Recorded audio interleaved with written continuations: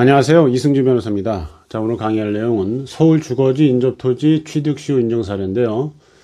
자, 이 문제는 제책 부동산 분쟁쟁점 2판 362쪽에 나옵니다. 원래 제목은 인접토지 건물 소유자에 대한 철거 등 본소 청구와 취득시효 반소 청구 사례. 자, 이 사건은 제가 실제 수행했던 사례고요.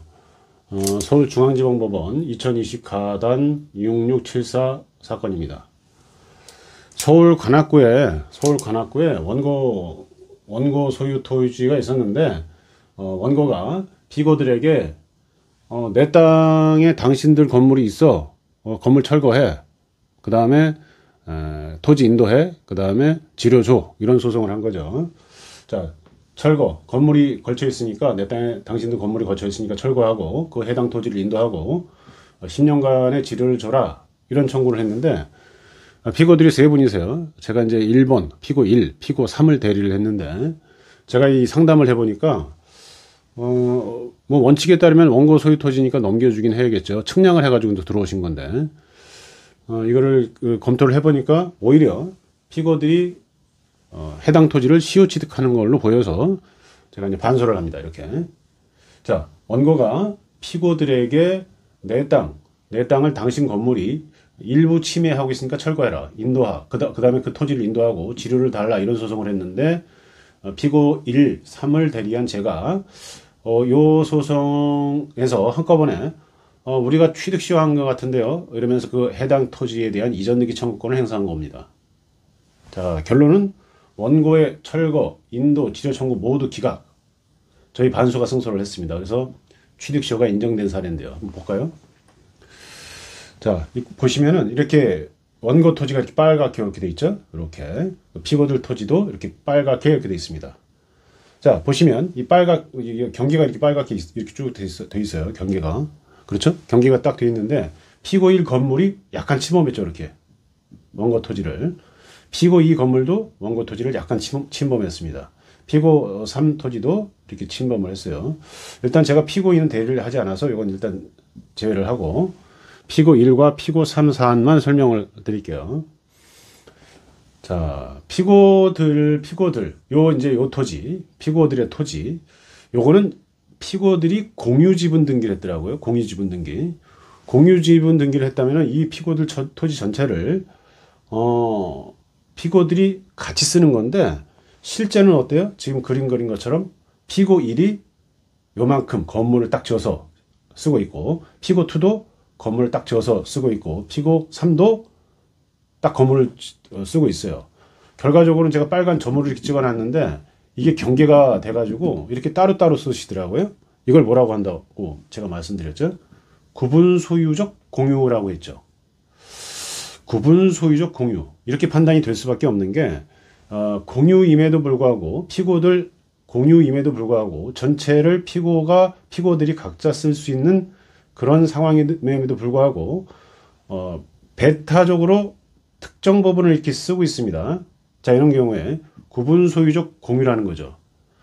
공유긴 한데, 지분을 전제한 공유긴 한데, 그렇다면은 피고 1, 2, 3이 특정 부분을 쓰는 게 아니라 이 해당 토지를 함께 써야 될 것 같은데, 실제는 구분 소유를 하고 있다 그래서, 공유긴 한데 등기상으로는 공유지만 구분 소유하는 것처럼 돼 있다 해서 구분 소유적 공유라는 말을 쓰고, 이게 각자 건물을 소유하는 경우에는 이렇게 각자 공유자들이 특정 부분을 배타적으로 이렇게 쓰는 경우에는 대체로 재판을 해보면 구분 소유적 공유로 인정되는 경우가 많습니다. 자, 그걸 떠나서 어쨌든 각자 건물을 이렇게 소유하고 있다. 이 해당 건물은 피고 1 건물이고, 이 해당 건물은 피고 2 건물, 요 해당 건물은 피고 3 건물이라는 건 명확해요. 그죠? 자, 그런데 피고 1 건물은 등기를 못했더라고요. 이게 미등기 건물이에요. 그렇지만 산 거예요. 전 소유자로부터. 산 건 맞습니다. 자, 그런데 피고 3 명확하게 등기까지 해가지고 소유권자가 이제 등기상으로도 명확한 그런 사안입니다. 자, 피고들이 이 건물을 통해서 토지를 점유한다고 하거든요. 건물 소유자만 토지를 점유한다고 합니다. 건물에 대한 임차권자는 토지를 점유하는 게 아닙니다. 건물 소유자만 토지를 점유한다. 자, 그런데 점유 취득시효는 20년간 점유를 전제하기 때문에 토지 점유자가 누가 토지 점유자가 되는가, 누가 시효 취득을 할 수 있는가, 이런 게 쟁점이 되는데, 제가 말씀드린 것처럼 건물 소유자의 한정이 돼서 토지를 점유하는 겁니다. 따라서 요 피고 1 건물의 소유자는 피고 1이죠. 여기에 임차권자가 있었으면 임차권자가 요 부분을 시효 취득하는 게 아니란 말이에요. 자, 피고 1. 자, 그런데 어떻게 제가 말씀드렸죠? 등기가 없다고 그랬어요. 등기가 없어요. 자, 그래서 첫 번째 쟁점인데, 피고 1. 미등기 건물이다. 자, 그러면은 피고 1이 매수한 것 맞고 이걸 사실상 처분권자라고 하는데, 이 사실상 처분권자가 과연 건물 소유자로서 토지를 점유하는 거냐, 이게 쟁점이 됐는데, 미등기 건물도 사실상 건물의 사실상 처분권자로서 토지를 점유한다는 게 이게 이제 확고한 대법원 판결입니다.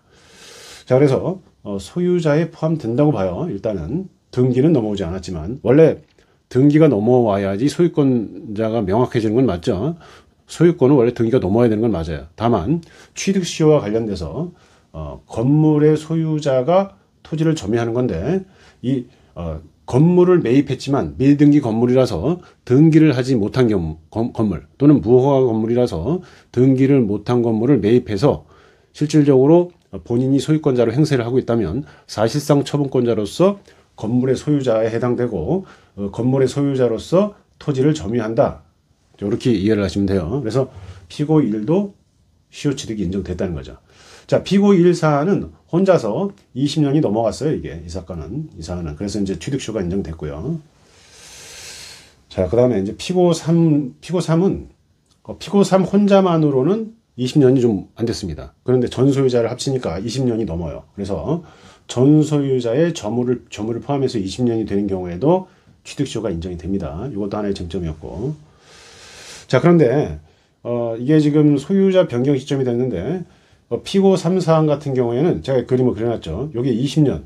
자, 이렇게 이게 시간이라고 할 때, 시간이 흘러간다고 할 때, 저 20년이 딱 되는 시점이 요게 20년이에요. 그런데 20년 되는 중간에 소유자가 변경된 경우에 20년이 되면, 어쨌든 중간에 소유자가 변경됐지만 요렇게 그 이후 20년이 되면 그 새로 변경된 소유자가 원고겠지만 그 소유자가 소유권을 일단 뺏기는 겁니다.